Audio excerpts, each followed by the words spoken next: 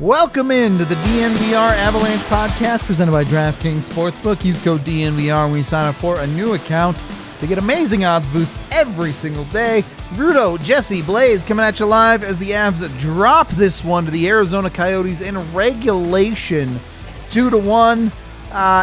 Look, I don't think anyone's going to be happy with the result of this hockey game. I think particularly in the third period, we can pick apart some pretty poor play from the Avalanche. But, Chad, I'm going to be honest with you. I don't care. I do not care about this game at all. Yeah, the Avs didn't win, and that sucks. But they are still literally the best team in the NHL by multiple points, despite losing tonight. You know who else lost tonight? Carolina. I think Vegas also lost. Vegas lost in overtime, I believe. Did they bring it all the way back to overtime? I'd have to check. Vegas lost 5-2. In reg. Okay, so the Flames lost to the Canadians. The Flames lost to the. Every hockey team loses lots of hockey games. It happens to everybody. The Lightning lost 5-1. No, this is an issue. Oh my God. They're doomed. They can't do anything to win. Get out of here. You know what's funny though? Like if you go and look at the advanced statistics, the Corsi for, Corsi against, right? Like those are some good statistics to look at a good game. Close game, excuse me. They Avs are them. fucking awesome on it. Like they look like they just kicked ass. For the first two periods of this hockey game, it was not close. The Avs did everything right, but actually put the puck in the net. Yeah. Dude, I mean, look, people are competitive, right? You like to win, especially if you're a big sports fan. It typically means you have some level of competitiveness in you. Nobody ever likes to lose, especially to a team that, look, on paper and to your point, Blais, on the ice tonight, you're the better team than. It sucks. It's disappointing. But to make it more than, yeah, it kind of sucks and disappointing, it's just not, like, that's just not really, like, I don't want to say based in reality because, again, you're frustrated. I get it, but you lost. You're going to lose games. It's an 82-game season. How many times this season have we seen the Avs win a game where we say, wow, the other team probably deserved a better fate there? Sure. Yep. This was a night where I didn't think the Avs particularly played well. To me, honestly, I'm in the middle of writing my game piece. They looked like they were playing at 75, at 85% a lot of the night, and they were getting away with it for the most part. The pucks weren't going in, but to your point, Blais, they're controlling play, they're getting shots, they're getting high-danger opportunities, they're drawing penalties. The puck didn't go in. It sucks that they lost, but, and this may be kind of a silly statement here, but like, get rid of the opponent, and it's still, you're like, oh, now they only have, 12 losses?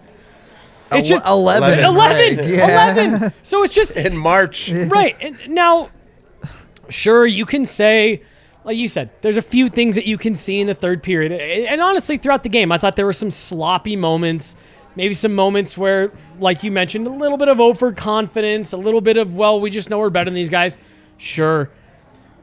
But it's one game, and we haven't seen this team make a habit out of any of that shit since, November 9th or whatever that was? It's just not an issue. It's just not a problem until it is, and they've shown repeatedly this probably isn't going to be a problem. And what it comes back to me is, like, hide the scoreboard for 1 minute and look at this hockey game, especially the first 2 periods. Yeah. And if you don't know the score, you're like, damn, the Avs are probably kicking this team's ass. Right. But the puck just wasn't going in for him. First of all, credit to Vejmelka. Played a great game for Arizona. Really had the only reason Arizona was in this game in the first place was that he was keeping the Avs off the scoreboard. So he deserves some credit. Avs, yeah, you would like to see him finish a little bit better. I don't think there's any doubt on that front. But the best team ever in the 82-game era of hockey lost 20 games. Hockey teams lose all the time. This isn't basketball where you can have a 5-loss season. Well, and again, I think you said it on the watch-along. Like, how many times have we seen this movie? Good team outplays bad team stays in the fight, bad team scores a goal. Yep. And then, again, exactly what I mentioned on the pregame. These are all competitive guys. You're telling me that Carl Vejmelka didn't look up at the start of the third period and said 1-1. Holy shit. We can win this. Can win it, yeah. As much as we're saying this game doesn't mean anything for the Avs, Carl Vejmelka's looking for a job next year. This game means a lot to him. And so, yeah, he's gonna step up as much as he can. Got a little bit of goal support. Well, not goal support. They won by 1. But, his team gets a lead. That is goal support for Arizona. Vejmelka's coming into this game, he had a .900 save percentage. And for the Arizona Coyotes, that's pretty damn good. Yeah, right. Yeah. And so, he's a competent goaltender. He stepped it up. Like you said, hats off to him. You throw it in the trash, be frustrated about it for a few minutes. McKinnon and Landy got their frustration out in the last couple minutes of the game. and you move on. You got a good opponent coming in on Saturday. Again, don't make this a habit. You can have games like this. Everybody at any level, youth, junior, high school, AAA, beer league, everybody has games like this. Yep. Everybody has games like this. You've experienced a game like this. If you played sports in your life. So what I'm hearing is I already hate what you're going to say. If that I'm the 8th seed in the West, I'm going out and I'm acquiring as many players from the Yotes as I can, right? Because obviously... Because they're better than the Avalanche. Avs. Yeah, it's the Avalanche kryptonite. Like they can't win against them. How do you not view this as like game 3 of the first round of the bubble in 2020? Like it's exactly what it is. You look at this game and you go like, wow, Arizona sucks, but that was great goaltending. Crazy that they won that game. And, like this is totally the game where if this was a multi-game series against Arizona, you're like, yeah. The Avs probably dropped 7 on this team tomorrow night. Like, I equate this game to the Avalanche being that kid when you're at a campfire that starts jumping over the fire. Jesus. Right? This is the Avalanche right now in the last few games. They're just jumping over their fire. They look pretty cool. So they're like, cool, I'm going to throw a 360 into it and land right in the fire. Yeah. And that's basically what the Avs did tonight is they 360'd into a fire that they couldn't get out of. And then they were burning. Yep. So it is what it is. Again, Arizona, they get up for a game like this. Yeah. They know that they all have DraftKings on their phone.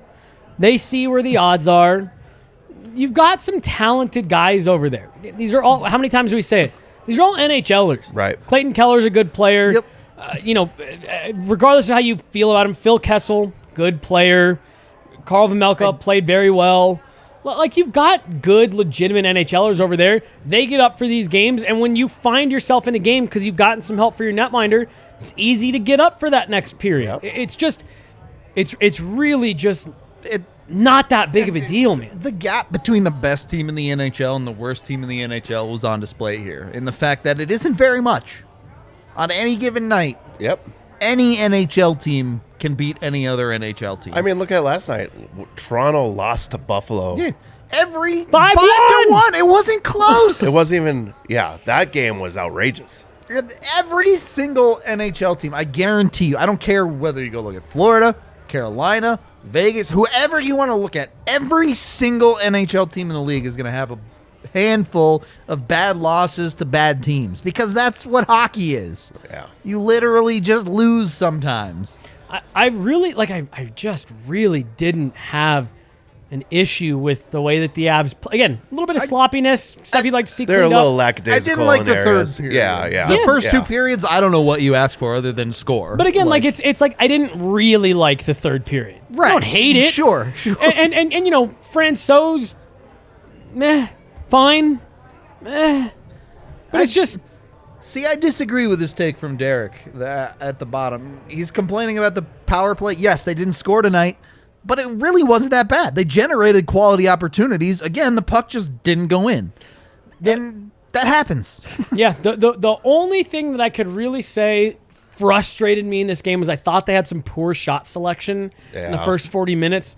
There's a couple plays where I thought they made it easy for Vejmelka to get into a rhythm. Yeah. He saw some pucks, and then again, like I said, he started feeling it a bit, and he just really settled in. That would maybe be my only gripe, but even that, I'm over it pretty quick because this team is just, I mean, they've played so much good hockey that to have one game where you're like, this completely ruins everything. Like, you know, you made the comment after the game, Rudo, where you were like, if they beat Calgary, this doesn't even matter. Yeah. I'm already at the point, this game's been over for like 11 minutes, and I'm like, it already doesn't matter. It's already over and done with. And this isn't even the game, like, you get to the end of the season. Let's create the fantasy scenario where the Avs miss out on the President's Trophy by 2 points. This is maybe not even in the top 5 games that come to mind of the games Right. that lost. Like, Not even recently. Like, if you have issues with games, have an issue with the Boston game. yep, where they just get blown out. Yep. Before that, you have the 2 Columbus games early in the year Sure. where you're like, you should have won both of those, and you ended up taking the L in both. Yep. And this is a game where it's like, they could have played better. They played pretty sure. well, and things just didn't go their way. I just don't think it's that complicated of a situation. And 100%, if you're the guy sitting there going, wow, this game sucked. If you're AJ, this is super frustrating, and I expect better. Reasonable to a certain extent. But also, have a short-term memory. Yeah. There's no need to dwell on this loss for then- any reason. I want to touch on the President's Trophy thing. Do you have anything that you want to do? You need to No, do? go Or can for I it. jump You're in? good. So, You're good. Because that was something that AJ mentioned, where he's like, if you're really serious on the watch along, hope you all tuned in. If you're really serious about, winning the President's Trophy, I'll be honest, I don't think they care about that. I really do. Like I mentioned it on a pod a few weeks ago. What has made this season, and I'm always cautious about saying this because every year for the Maple Leafs, it's this team's different. And so I'm not wanting to get too much there, but what has felt a little bit different about the process of this team last year, the President's Trophy seemed really important. They played guys in games where maybe they were a little banged up. Yeah. And they maybe overextended Grubauer a little bit down the stretch because winning the President's Trophy meant something to them, especially because they were looking at Vegas saying we want home ice against them. And to me, look at Tampa, right? They have that unbelievable season where they almost break the record for what you're saying, most wins dropped in and the then they first got round. swept in the first round.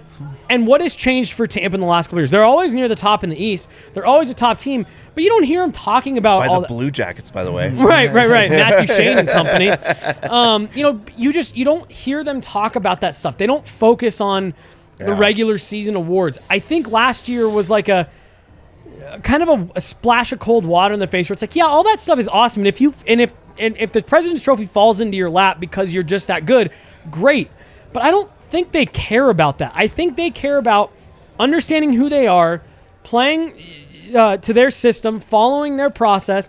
And, I heard you mention it, Rudo, on the watch along of figuring out what they need to bring every night. There has been like a little bit of a feeling out process to some of these games that they've been in. And I think that's part of what's contributed to some of these comeback wins is, all right, what are they bringing? What do we need to bring? Where do we have to match? Where can we, in-game adjustments. Right, Yeah. where can we make adjustments and win games in ways that we need to? It's why you're seeing Jared Bednar mess with the lines. It's probably why Val Nichushkin has sat out these last couple games. It's a little bit of a tweak. Sit him out. If this was the playoffs, he'd be playing 100%. Right. And I just I just think that's more of what this team's focus is. Yeah, it's great to win the President's Trophy. Obviously, the points aren't completely meaningless. You need to still win games. You're not going to, like AJ said, you're not going to get into the playoffs with 84 points. But I just think they're more worried about their process and how they respond to games like this than the actual result of this particular They're not going to get into the playoffs with 84 points. There are 27 games left. You know, Jesse, this might shock you. Sorry to stop you. No, go. But I'm going to disagree with you on the whole president's thing. Like about it not mattering? Yeah. Okay. I 100%, 100% 100% think that it matters a lot to these guys because, like we talked about in the pregame show, they're ultra competitive. Yeah. And they want to win, and they want to show everybody it's like, yeah, we're the best team in the regular season, and we're going to be the best team during the playoffs. Yeah. Like this one, like 100% hurts the ego. Oh, for sure. In the long run, you're right. It doesn't matter, right? Like this is a forgettable game. Yeah, and you're 100% correct. And I shouldn't say that I don't think it matters to them if they win the President's Trophy or not. But again, I just look at the way that like they talked about it a lot last year. Yeah. We want to win the President's Trophy. It's a goal of ours. And I just think that this year's team has higher aspirations than that. You're right. They're ultra competitive, and I think that's a great way of putting it. I mean, you could see the look on McKinnon's face through the blood. At the end there, this is a damage to the ego. Yeah. Fuck me. We lost the last 2 games of the year against this team. We lost them both. Yeah. Like, son of a bitch. It definitely hurts. But I just think that it's going to be one of those things that when they're on the plane, I'd be willing to bet anything they're already over it, looking ahead to Calgary, for sure. Real tough opponent. Closest team to them, or maybe not in the West, but up there. I think it is Calgary. Yeah. And so I think you're right, but I think they are just at the point where it's like they're able to move on quicker than maybe they would have been last year. Yeah, I think you hit something right there. Is like they're playing Calgary on Saturday, right? Saturday, yep. This is a real test. That's a Calgary, huge game right? that you're going to see a team that gets up for it, right? Like if they don't, then there is issue that we should be talking about. But when you're playing in Arizona, the mindset's totally different. That's a fun. We're going to the desert. We're going to go screw around, and then we're going to play a team that we're going to beat. Right? Yeah, it just happens. You don't want it to happen, right? You want them to be professional about every game, but that's just not realistic for a hockey team that has to play 82 games. 82 games. I do want to talk about that McKinnon situation a little bit more, but first we are brought to you by DraftKings Sportsbook. You can head on over there and use code DNVR to get dope odds boosts every single day. They have a bunch of ridiculous bets that you can bet on. Wouldn't recommend betting on the Avs against Arizona very often, just not because they lost, but just the general feel of getting terrible odds all the time on teams that on the surface, the Avs are expected to beat, right? Yeah. But you can go over there. You can sign up for a new account with code DNVR. Right now, if you bet $3 on the main event of, is it UFC 270? I forget the number. 272. 272. Thank you. You can get $150 in free bets if you pick the winner of the main event. So be sure to jump on that. Get in there. Get your basically free money to play with. And then do the Blais thing and bet it all on Cale McCarter when the Calder, or not the Norris. Sorry, not the Calder. Fuck it. Maybe they give him the Calder anyways. Why not? Just throw all the hardware at him. If you're a believer in Dom from The Athletic, maybe throw some money on Mikko to win the Hart. I mean, it's out there. That's all I'm saying. You can get in on all these bets on DraftKings as well as a bunch of other nonsense level bets. You can bet on all sorts of craziness from cornhole to darts to old men playing ping pong in Russia. Whatever you want to bet on, it's an option at DraftKings. So go over there. Must be 21 or older, Colorado only. Other terms, restrictions, and conditions apply. See DraftKings.com/sportsbook for details. And, of course, if you have a gambling problem, call 1-800-522-4700. DraftKings is an official sports betting partner of a lot of leagues, including the NBA, the UFC, all that jazz. So get over there. And if you actually want to watch the Avs when you bet on them, Avaca TV has you covered for that. It's a great deal, only $25 a month and super easy to get in on. It's not like all of the sailing the high seas that you have to do right now. Comcast can't help you out. DirecTV, it's really expensive. Avaca, you just plug it into your TV like a normal TV receiver and you have altitude right there. You click on your remote, it's up on your TV. You're watching the Avs, the Nuggets, whatever it is. Even the Rockies. They have AT&T Sports Network when baseball returns. So they got you covered for all your local sports. Cannot recommend it enough. It's a super great service. It's super easy, especially for people like my parents who maybe don't want to go through all the hoops that it takes to illegally stream a hockey game. You can get it legally, you can get it on your TVs, and it's not difficult. So go check out Avaca TV today. You can go to avaca.tv/DNVR to let them know we sent you over there. While you're at it, get yourself a DNVR annual membership with some of the money you save. It's a great time to get over there. We have a ton of pieces over there, whether it's Jesse's power rankings or around the league. You can also check out our features. We have one from Jared Bednar that's been up for a little while right now. That is genuinely a must-read from everyone. You can also check out Megan's pieces over there on all of the Eagles and the Avs' upcoming prospects. P.S. I heard there might be a cool piece in the works coming soon on Oscar Olesen, so you're going to want to check that out. It's a great time. You can also get a free shirt with an annual membership, so if you want the All Hail Kale or any of our other amazing shirts on the Avs beat, get on that. And so at what point are we just going to, we want to do a Kadri shirt, chat. We do. But maybe we can appease everyone and just do a Kadri robe. Oh, my God, don't even say that. I'll order 10. I'm just saying, you can please everyone in one go. What's with the robe? What's with the robe, he says. There's a very vocal... Do you guys actually wear them? Never once have I worn a robe. I've got 2 robes. Of course you do. Plush. Of course. Very luxurious. Yes, yeah, I can bet. I'm imagining right now in my mind's eye what this is. I'll wear it next time. Instead of hoodie, no shirt, I'll go robe, no shirt. Oh, my God. Wow. That's He'll wear a robe, Yeah, I'll wear wait. jorts. It'll be a hell of a podcast. Maybe I'll talk to Val I'll and be she in can see if sync. I can get a gold There chain. you go. Now you're talking. Anyway. Here's a stat that this will definitely calm everyone down. The worst team in the Western Conference, Arizona Coyotes, have 5 points against only one team this year. It's the Avs. And it's the Avs. That's going to calm people down? That was, Cool. yeah. Well, and just this is another thing that I do feel like you see every year where it's just as you dig through meaningless stats, really? Did that? And it happens every year, and this year just happens to be Arizona, Colorado. Well, you're not afraid of that team if you're going to play them in the playoffs. And even if you were, you're not going to have to play them in the playoffs. So who cares? So are you saying that the Yotes have the Avs number? I'm would not you be even concerned saying if they that. were going to the playoffs? No, the season series is 2-1-1. Yeah, that's true. I That's very true. don't care about this hockey team.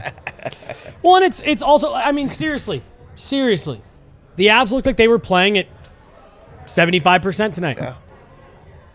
And they dominated 40 minutes of this hockey game. Right. And it's just, to me, it's just human nature. You can be upset about it. Again, we're all competitive people. It sucks that they lost. It's annoying that they lost to this team. Absolutely, no doubt. It's just not that big of a deal. It's not. Yeah. It's genuinely not. How much more time do we have on this pod? I don't know how many times I can say that. We got a whole nother ad read to get. I did want to get to the end of the game. Nathan McKinnon takes a high stick to the face. He's pretty bloodied up. There's a couple of different scrums that go down. How do we feel about this? Are we okay with the way this game played out? Are we okay with the way the Avs defended themselves? I want to take a couple of different angles If here. you took a high stick to the face, Mayo gets McKinnon Clean square in the wash, chops, dude. right? Yeah. You're going to lose your mind. Again, we've talked about McKinnon needing to be able to, hold his cool. But when you get chopped in the face like that, especially at the end of a game, it's okay to lose your mind and, Right. take out some of your frustrations. That's what happens in hockey. Right. I had someone that was an old manager of mine, and her husband played beer league, and so I'd talk to her sometimes. I filled in on his team a couple times, and she would tell me, she's like, "Oh, it's so funny. These guys, fights, break out," and I'm like, "Oh, you guys are fighting over nothing. It's not like you guys are playing for it." It's like, yeah, but it's It's competitive people. Emotions run high. Some guy sticks you. Stick comes up high. You get pissed. You get frustrated. Especially at this level. They put over 40 shots on net. Again, I didn't love all the shot selection, but Carl Vejmelka's stoning you all night. You catch a stick up high with 3 seconds left when you're trying to make one last final attempt at tying a game up. I'd be pissed, especially when you look up and there's no hand in the air. Yep. I'd be pissed. And I want to put this in a way that it should not be the story of the game. I need you to understand that this has nothing to do with the Avs losing the game. They were in the situation they were in entirely of their own doing. The refs just let this game get out of control in the third period. They just decided they weren't going to call anything, and the Coyotes were just chopping Avs down left and right in the third period of this hockey game.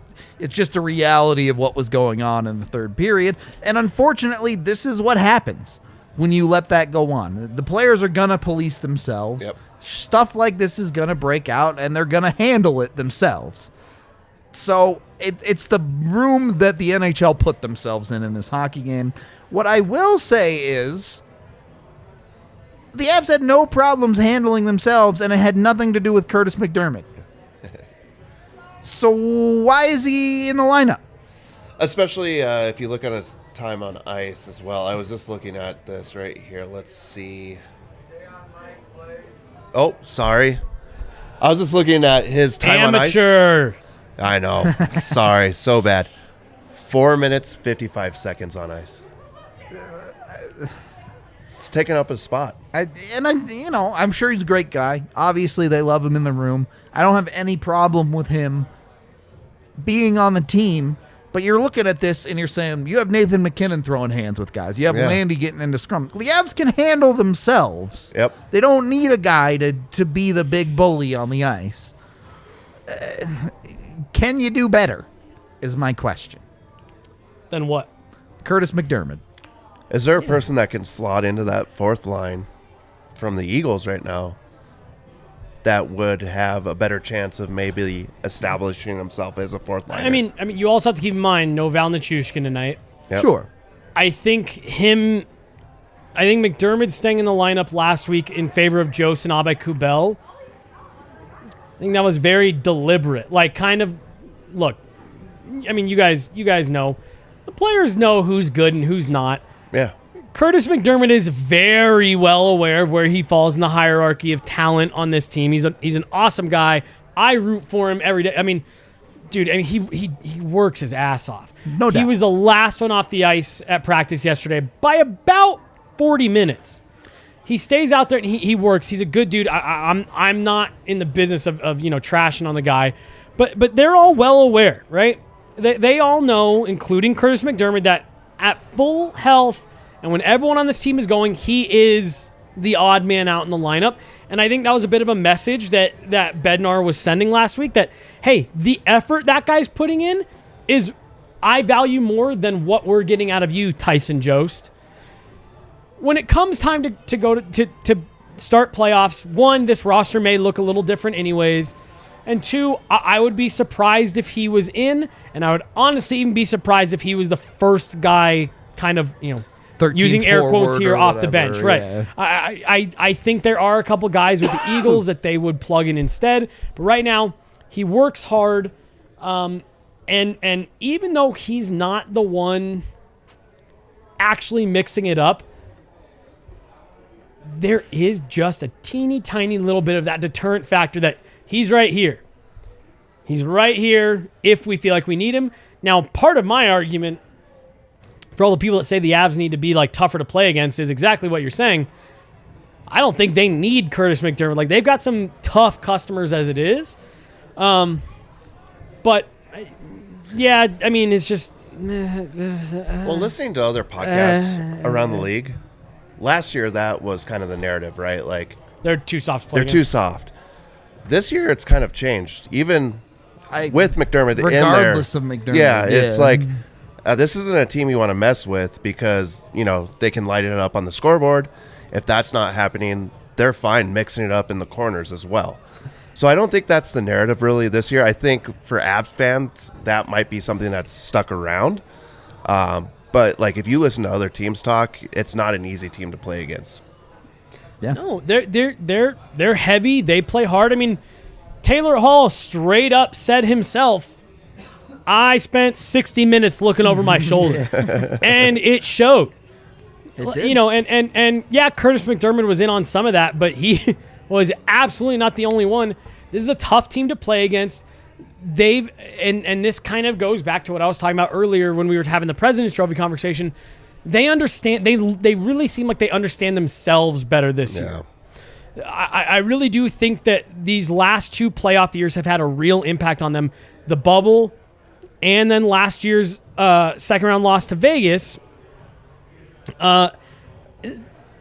It just really seems like they get it. They understand what it is that they haven't done or haven't been good at enough the last couple of years, and I think that's part of it.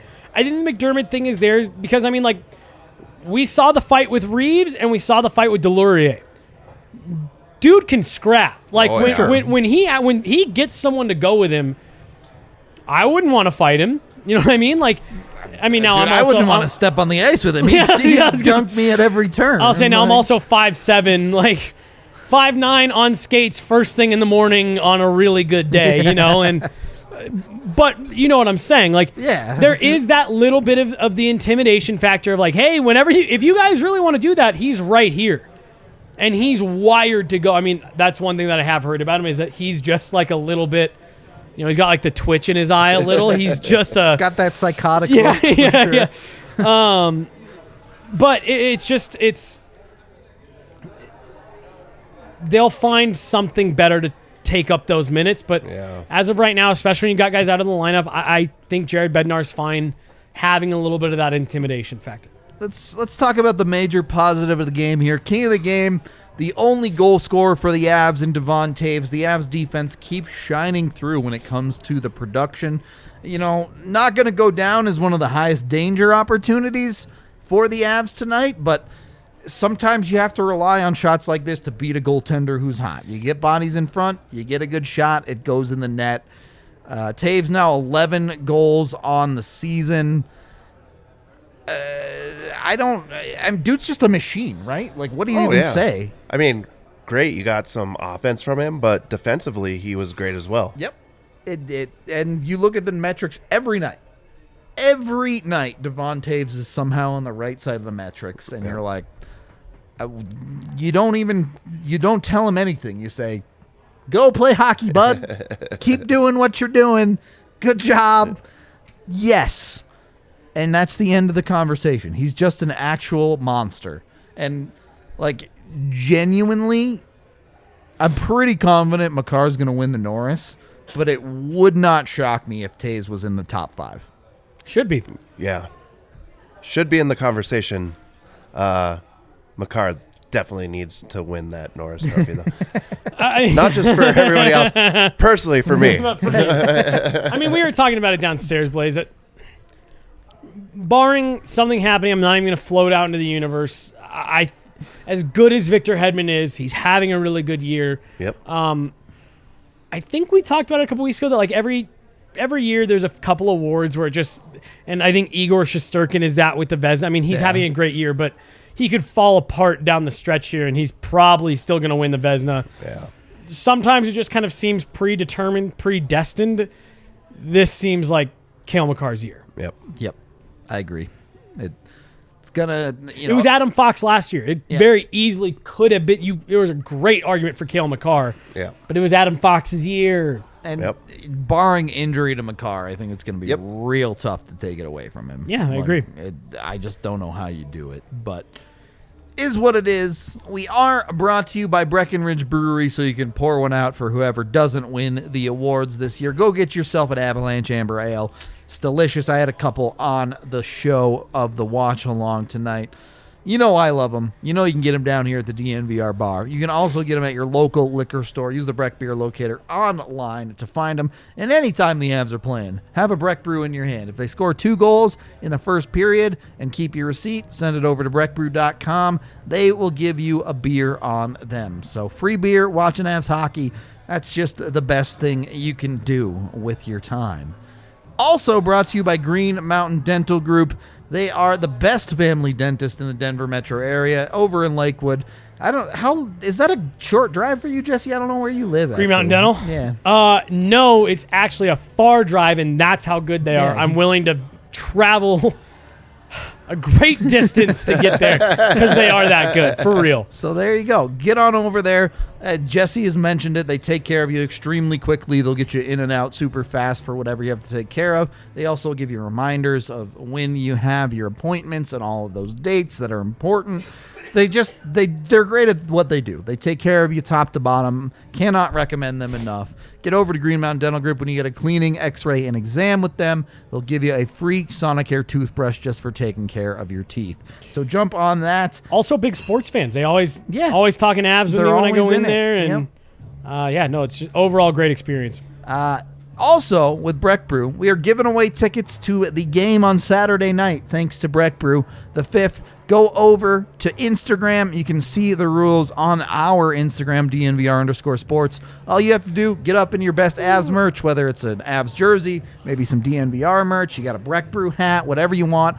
Get in your best outfit for the Avs. Get on your Insta, post to your story, tag at Breck Brew and at DNVR_sports for your chance to win tickets to the game against Calgary on Saturday night. It's going to be a blast. Get down there. Go enjoy an Avalanche game.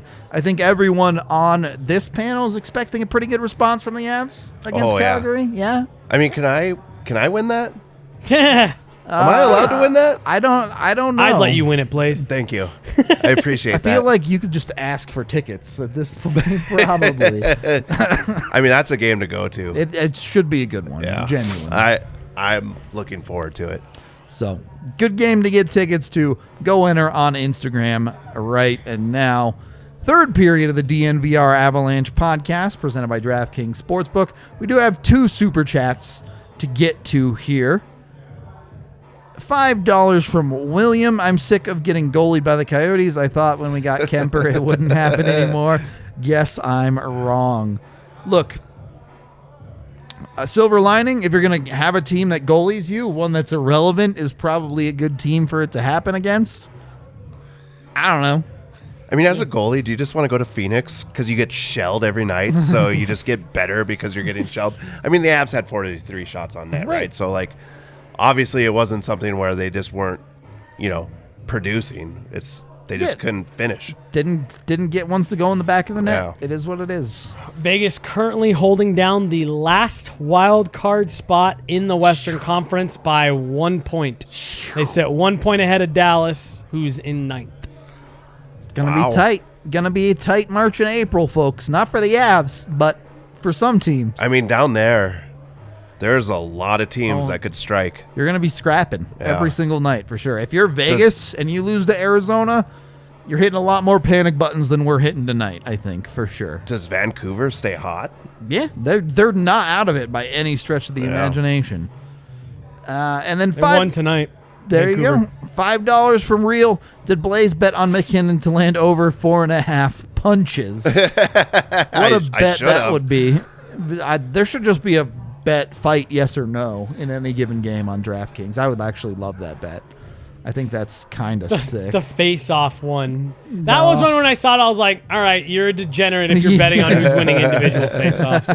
If you're in-game betting who's going to win individual face-off one? Well, on the live, yeah. Yeah, on the live, and I don't remember who it was the other day. They're starting to, there's some new technology that they're introducing where they can literally in real time show the 2 guys that are skating up what the probability is of who's going to win the face-off based off their face-off percentages, career that season, all kinds of stuff. And what they were saying, one of the appeals to it is they'll be able to now start integrating into the live betting. And I was like, yeah. Wow. It's wild. Someone, out there. sweating at 9 p.m. trying to win back their $350 on their 11th consecutive face-off prediction loss. Like, holy smokes. It's betting is Blais. wild out there. I don't know. I don't even know what to tell you on that one. And I think seeing Vegas lose tonight, seeing Carolina lose tonight, seeing the Canadians win tonight, it doesn't even... They beat the Flames, too, by the way. It doesn't even feel like the Avs lost any ground tonight. Tampa lost tonight. It's everybody loses sometimes. And you can ask the Avs to play better, certainly in the third period. I think there was a lot of lazy play. You're asking for a little bit more there. You can ask the Avs to score more. I think that's the most reasonable argument of the night is doesn't matter how good you play if you can't finish. Yep. But shit happens. I really don't have an in-depth explanation of this hockey game and every little point that the Avs need to do this, that, and the other thing better. It's just sometimes things don't go your way. I really don't have a ton more to add unless you guys have any final thoughts or something you really want to touch on. The other thing, this is the hard thing, right? It's like the preparation for a game like this. It's just hard for a team that's in an 82-game season, like we've talked about, to get up for every single game. And when the opponent is like, yo, this is the best team in the West. Let's show them what's up. Let's show them that we can play hockey. And also, oh, yeah, by the way, I'm auditioning for all the other teams right now that might want to ask me to come and go to a playoff run instead of staying in the desert to not get into the playoffs. Like, they're hockey players. They want to be in the mix, right? So it's hard for a team to get up. Now, if the Avs come out on Saturday against Calgary, which they know is a hot team, then you might have some concern if they lose a back-to-back series or back-to-back game, right? Yeah. But right now, you just look at it as like the Avs just didn't care enough to win this game. A lot of it, too, for me, Saturday will be about the effort and not even so much of the result. Obviously, you want them to win. Yep. But you want to make sure that they have the effort, that the effort's there. They understand, like you're saying, the moment. But you almost wish that Arizona was better because this has like the underlyings of like a little sneaky little rivalry. Yeah. The Avs, if they were good. Yeah. Right, that's what I'm saying. Like the Avs smoke them in the playoffs in the bubble after what was kind of a fun little run for them where they got out of a round where they weren't expecting to. They benefited from the expanded playoffs play-in format. They beat a team they weren't supposed to beat on the back of Darcy Kemper's, standing on his head. They get their heads kicked in for 5 games against the Avs. Yeah. They had to play them a ton in the COVID-shortened year. Got their heads kicked in a ton. There's the Connor Garland thing. These games always seem to get a little nasty. Again, there's a lot of Avs fans in the arena. It's easy to see why Arizona, and then add in everything that you just said. I think everything you said is spot on. Yeah, it's really easy for Arizona to get for this game when you're the Avs. It's like... And the thing to add to that, I think, to the first thing you said, if the Avs, got blown out tonight and shots were 20-40 in Arizona's favor or something, you'd be like, whoa, that was not a good game. Right. But the Avs should have, on most nights, you're like, yeah, they're probably up 3-1, 4-1 after the first 2 periods of this hockey game. It just didn't happen tonight. And my other thing, too, is, and this is my final thought, even had they kind of gotten blown out tonight, maybe you feel a little bit different. But just reiterating what we've said, it's an 82-game season. You're going to have some stinkers. You're going to have some disappointing losses. Tampa Bay has had disappointing losses each of the last 3 years when they were setting records in the regular season and winning 2 back-to-back cups. They've had disappointing losses. The 0-1 Avs team had disappointing losses. It's going to happen. Yep. How you respond and how you get up for the games as they continue to ramp up in meaning is what matters. I've written this game off 40 minutes ago. I'm already over. I'm ready to go home. Yeah, I think we're all ready to go home, Chet. So if you want to stew all night and be angry about it like AJ, that's on you. You can go do that. I'm going to forget about this. I'm going to wake up tomorrow ready to look at the Avs versus Calgary, ready to enjoy my Friday. So. Nice hoodie, by the way, Blais. I mean to tell you all night. Same to you, bud. Thank you. Looking good. Yeah, you too. I don't even want to talk Rudo, about you look like shit. Par for the course, bud. Par for the course. Better than those shorts, though. So. We almost made it through 2 whole shows with neither of you commenting on the shorts. It was such an easy target. I know. I didn't want to touch it. And that's why I was like, damn, I can't believe it. And you know what? I brought that on myself. I shouldn't have talked all kinds of shit. All right, what was worse, this loss or Jesse's shorts? Let us know in the comments. We're gonna wrap up this show. Thank you, everyone, for watching, listening, however you consume the pod. We appreciate all of you. Back tomorrow to talk NHL goaltenders, probably around the league, the market of the trade deadline and goaltenders. Should be an interesting one, just so we can shut all of you up about the goaltender talk, if nothing else. We love you, though. We do. We will talk to you on the next one.